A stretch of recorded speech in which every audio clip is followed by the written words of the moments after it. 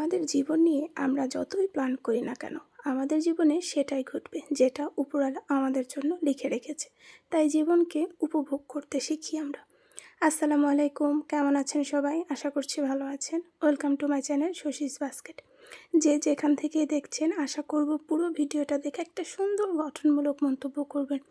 যতই আমি এত সুন্দর করে বলি, তারপরেও অনেকেও আছে যে গঠনমূলক মন্তব্য হয়তো তারা জানেন না, এই জন্য করে না। যাই হোক, নাই বা বলি, আর কত বলবো এক কথা। আজকে একটা ব্লগ ভিডিওই নিয়ে এসেছি।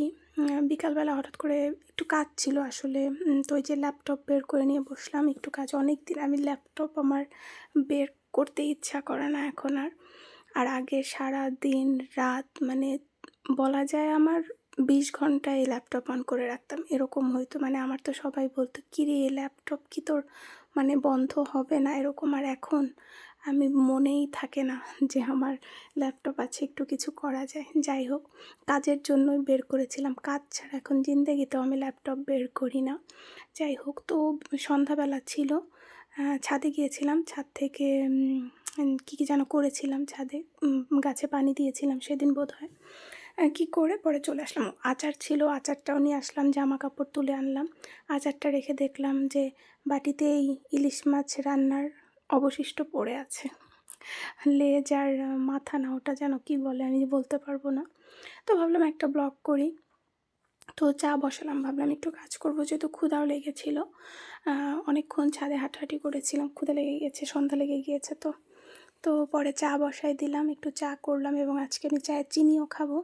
আর পাউরুটি ছিল, জেলি আনা হয়েছে দেখলাম, তো ভাবলাম পাউরুটি জেলি খাই। সাথে সাথে আর একটা মজার খাবার খাবো, সেটা আপনারা বলবেন যে আপনারা কখনো খেয়েছেন কি না। আমি কখনো খাইনি ওই জিনিসটা, দেখিও নি আমি আগে, এই প্রথম ওইভাবে দেখলাম জিনিসটা।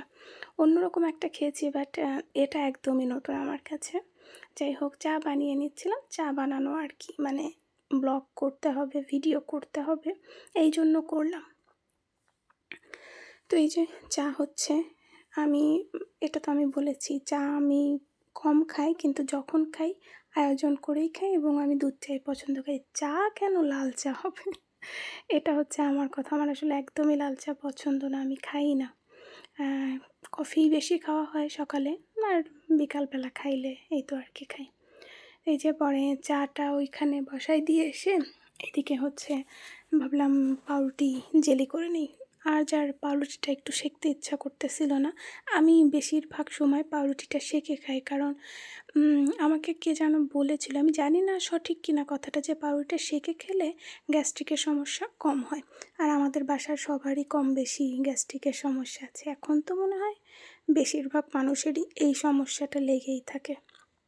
তো আমি একটু জেলি লাগিয়ে নিলাম, দুই পাশেই লাগাইতে আমি পছন্দ করি। অনেকেই একটাতে লাগায় নেয়, আমি দুটোতেই নিলাম। পরে যে বোধহয় এখন আমার চাটাও হয়ে যাবে, চা আনতে চলে গেছি। হ্যাঁ, এই যে চা আমার হয়ে গেছে, আমার নতুন কাপ। আমার কাপের অনেক শখ, মানে আমার ভালো লাগে বিভিন্ন ধরনের কাপ হবে, একই কাপে প্রতিদিন খেতে আমার ভালো লাগে না। আর এই যে নতুন একটা জিনিস যেটা দেখাবো বলছিলাম, দেখেন, এটা নাকি চালটা একটা মেশিনের মধ্যে দিলে একাই বের হয়ে আসে। হ্যাঁ, চাল আমি খেয়েছি এভাবে, মানে চাল বললাম, ভুল বললাম। চালটা হচ্ছে আপনার বা ভাত বেটে সেটা সিরিঞ্জের মাধ্যমে পিঠার আকৃতির বানিয়ে তেলে ভাজাটা খেয়েছি, বাট এইভাবে আমি কখনো খাইনি। তো এই তো সব কিছু নিয়ে বসলাম, ল্যাপটপটা অন করে নিলাম যে একটু কাজ করি। আজ কয়েকদিন আসলে একটু কাজ করতে হচ্ছে। কেমন লাগলো জানাবেন।